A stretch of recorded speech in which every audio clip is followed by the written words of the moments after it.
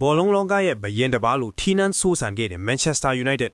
ဆာ Alex Ferguson အနားယူသွားပြီးနောက်ပိုင်းအဲ့ဒီထီနန်းဟာတဖြည်းဖြည်းနဲ့ပြို့လဲပစ္စည်းလာခဲ့ပါတယ်။ပြီးခဲ့တဲ့ဆယ်စုနှစ်တခုကျော်အတွင်းမှာအသင်းကိုကယ်တင်ဖို့ရောက်လာကြတဲ့နီးပြတွေဟာကယ်တင်ရှင်တွေဖြစ်မလာခဲ့ပဲမှားယွင်းတဲ့အပြောင်းအရွှေ့တွေပျောက်ဆုံးနေတဲ့နီးပြူဟော်တွေနဲ့အတူအသင်းရဲ့ဂုဏ်သိက္ခာကိုမြေလံဖျက်ဆီးခဲ့ကြပါတယ်။ဒီနေ့ဗီဒီယိုမှာတော့ United ရဲ့အဆင့်လာကိုအဆိုးရွားဆုံး6ထဲဆွဲချသွားခဲ့တဲ့နီးပြ9ဦးနဲ့သူတို့ရဲ့မှားယွင်းခဲ့တဲ့ဆုံးဖြတ်ချက်တွေအကြောင်းကိုတင်ဆက်ပေးသွားမှာဖြစ်ပါတယ်။ Number 1 David Moyes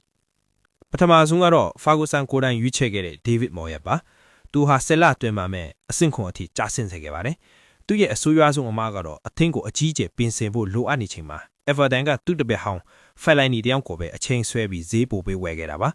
တီယာကိုလိုကစားသမားမျိုးကိုလက်လွတ်ခဲ့တာကလည်းအကြီးအကျယ်ဝေဖန်ခံခဲ့ရပါတယ်ဒုတိယကတော့ Louis van Gaal ပါသူဟာ FA Cup ရခဲ့ပေမဲ့ပင်းစရာကောင်းတဲ့ကစားကွက်ကြောင့်ဝေဖန်ခံရပါတယ်အပြောင်းအရွှေ့မှာလည်းအာဂျင်တီးနားကျေကွင်ဒီမာရီယာကိုဗြိတိန်စံချိန်တင်ဈေးနဲ့ဝယ်ခဲ့ပေမဲ့နီးပြူဟာမာရွေးမှုကြောင့်တောက်ပခွင့်မရပဲတိရာတီအကြမှာပဲပြန်ရောင်းခဲ့ရပါတယ်။ဖက်ကာအိုကိုငှားရမ်းခဲ့တာကလည်းအကြီးအကျယ်မာရွေးခဲ့တဲ့ထိုးနှက်ချက်ပါ။နံပါတ်3 Ole Gunnar Solskjaer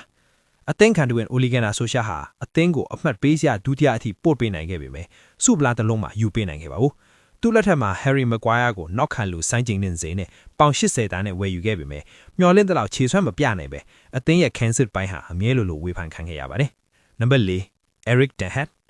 Erik ten Hag ဟာဖလားနှလုံးရခဲ့ပေမဲ့ပေါင်6လကျော်သုံးဆွဲပြီးအသင်းကိုအဆင့်8ထိရောက်စေခဲ့ပါတယ်။သူရဲ့အဆိုးရွားဆုံးအယောင်းဝယ်ကတော့ Ajax ကသူ့တပည့်ဟောင်းအန်တိုနီကိုပေါင်85တန်းထိပေးပြီးဝယ်ယူခဲ့တာပါ။အန်တိုနီဟာ United သမိုင်းမှာအဆိုးရွားဆုံးအပြောင်းအရွှေ့တစ်ခုအဖြစ်သတ်မှတ်ခံရလောက်အောင်ခြေစွမ်းတက်ခဲ့ပါတယ်။နံပါတ်5နောက်ဆုံးကတော့2026မှာထုတ်ပယ်ခံခဲ့ရတဲ့ Ruben Amorim ပါ။သူဟာ United သမိုင်းမှာနိုင်ပွဲရာခိုင်နှုန်းအနည်းဆုံးနီးပြပါ။သူ့ရဲ့အကြီးမားဆုံးအမှားကတော့အသင်းရဲ့အကောင်းဆုံးကစားသမား Bruno Fernandes ကိုသူ့ရဲ့3-5နှစ်စနစ်ထဲမှာအန်ဝင်အောင်ဆိုပြီးခန်းစစ်အထိဆွဲချကစားခိုင်းတာပါ။ဒါအပြင်ဂါနာချိုနဲ့ဥကာတေတွေကိုလူပုံကလေးမှာလူသိရှင်ပြဝေဖန်ခဲ့တာတွေကြောင့်အသင်းရဲ့စိတ်တိုင်းပိုင်းကိုပျက်စီးစေခဲ့ပါတယ်။ဟုတ်ကဲ့အခုလိုတင်ဆက်ပေးခဲ့တာကတော့ United ရဲ့အောင်မြင်မှုတွေကိုအိမ်မက်ဆိုးတွေအဖြစ်ပြောင်းလဲပစ်သွားခဲ့တဲ့နီးပြဝါးဦးအကြောင်းပဲဖြစ်ပါတယ်။အခုလိုအနှစ်သာရရှိတဲ့ content တွေဆက်လုပ်ပေးနိုင်ဖို့ခင်ဗျားတို့ရဲ့ like နဲ့ subscribe ကကျွန်တော်တို့အများကြီးခွန်အားဖြစ်စေပါတယ်။အားပေးကြတဲ့အတွက်ကျေးဇူးများကြီးတင်ပါတယ်ဗျ။